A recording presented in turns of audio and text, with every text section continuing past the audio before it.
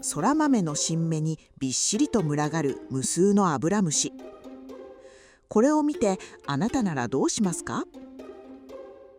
ただの害虫だとすぐに薬をまいてしまうでしょうか？しかし少し観察してみてください。なぜか時には一番勢いよく元気に新芽を伸ばしている株ほどアブラムシが爆発的に集まっている。そんな不思議な光景を目にしたことはありませんか？実はアブラムシが群がるとき、地上で見えている被害は氷山の一角に過ぎません。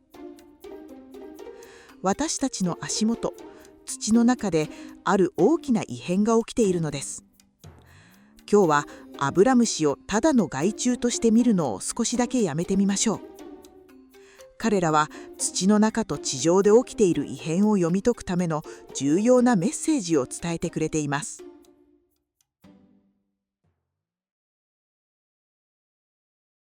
この謎を解くために、まずは土の中、そら豆の根元で繰り広げられている地下の取引を覗いてみましょう。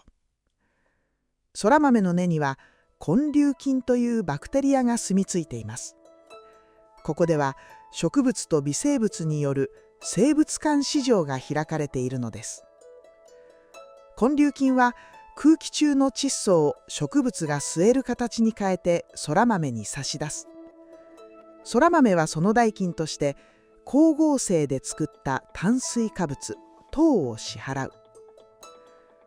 そら豆は決して盲目的に糖を渡しているわけではありません。より効率よく窒素を介してくれる優秀な菌を見極めて糖を投資しているのです。この緻密な経済取引によって成長のための材料窒素をがっちり確保したそら豆は春先に力強く新芽を伸ばすことができるのです。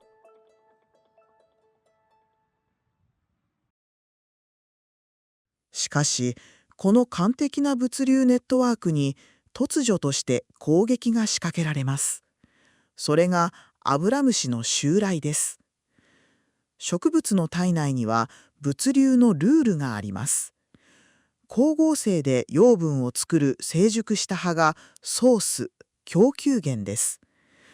成長中の新芽や果実、そして地下の根粒菌など養分を受け取る場所がシンク、受容先です。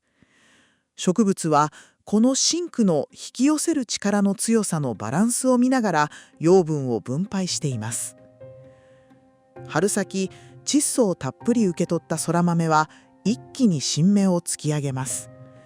この時、体内の養分は成熟した葉から新芽へと大量の高速道路を作って流れていきます。アブラムシが新芽に集まるのは、ここが植物にとって栄養が絶え間なく流れ込んでくる最高のシンクだからです。しかしアブラムシがストローを刺して吸収を始めると、この物流システムが乗っ取られます。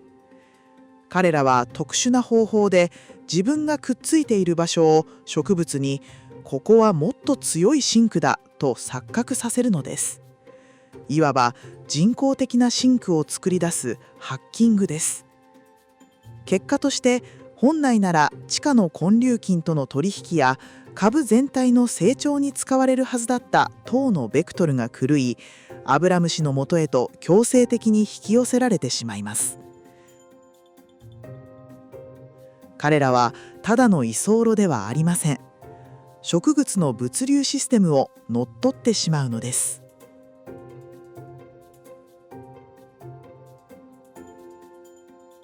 アブラムシの被害は地上だけでは終わりません。ここから地下の異変が始まります。アブラムシが排泄する甘い液体、甘露。これがポタポタと土に落ちると、土の中の微生物たちがごちそうだとばかりに食べて爆発的に増殖します。すると何が起きるか。急増した微生物たちが土の中にある貴重な窒素を自分たちの体を維持するために一気に使い果たしてしまうのです。これを窒素飢餓と呼びます。地上のアブラムシに塔を横取りされ、さらに土の中の窒素も奪われたそら豆は、地下の根粒菌に向かってもっと窒素をと求めます。しかし根粒菌への支払いである糖はすでに地上でアブラムシに横取りされているため送ることができません。アブラムシは地上で植物の栄養を奪うだけでなく、自らの排泄物を使って地下の土壌環境まで書き換え、植物と根粒菌の取引ネットワークをじわじわと弱らせていく。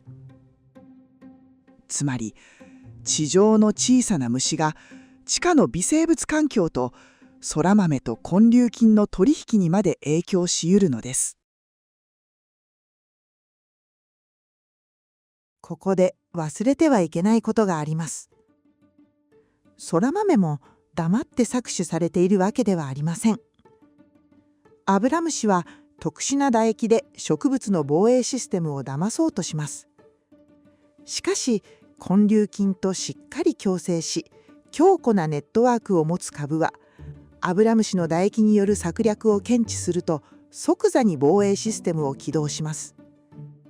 植物は複数の防御ホルモンサリチル酸やジャスモン酸を同時に覚醒させ、目に見えない化学の防衛線を張って抵抗を始めるのです。ではあなたの目の前にあるそら豆は今どちらの状態でしょうか。アブラムシに完全に乗っ取られているのか、それとも防衛線を保って戦っているのか。それを見極めるために4つのレンズで診断してみましょう。レンズ1、住処、物理環境。まずは足元を見てみましょう。土が締まりすぎていませんか。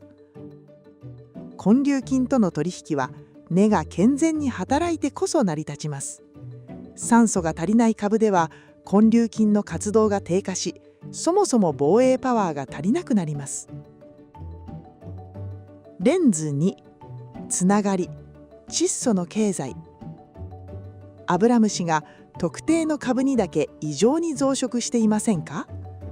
それは真紅としての主導権を完全に奪われ、地下の取引が横取りされているサインかもしれません。レンズ3、循環、インフラ調整。摘心。これは単にアブラムシの物理的な住処を取り除くためだけではありません。アブラムシに乗っ取られた栄養のベクトルを断ち切り、株全体に養分を行き渡らせるインフラの再整備になるのです。レンズ4、炭素の流れ、全体像。最後は株全体の調和です。炭素と窒素の配分は整っているでしょうか。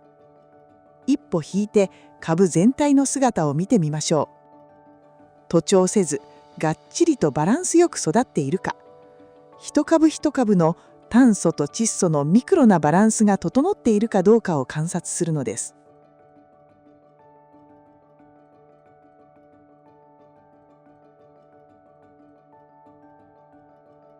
アブラムシが一匹もいない畑を作ることは現実的ではありません。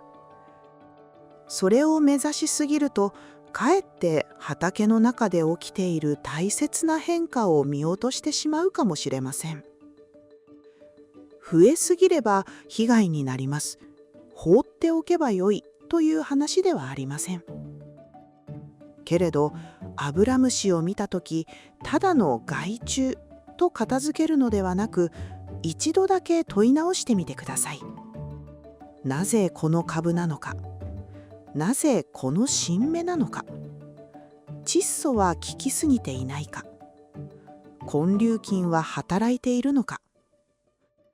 アブラムシは土の声を届ける小さなメッセンジャーです。その声に耳を澄ませたとき、明日からの畑の見え方は少し変わってくるかもしれません。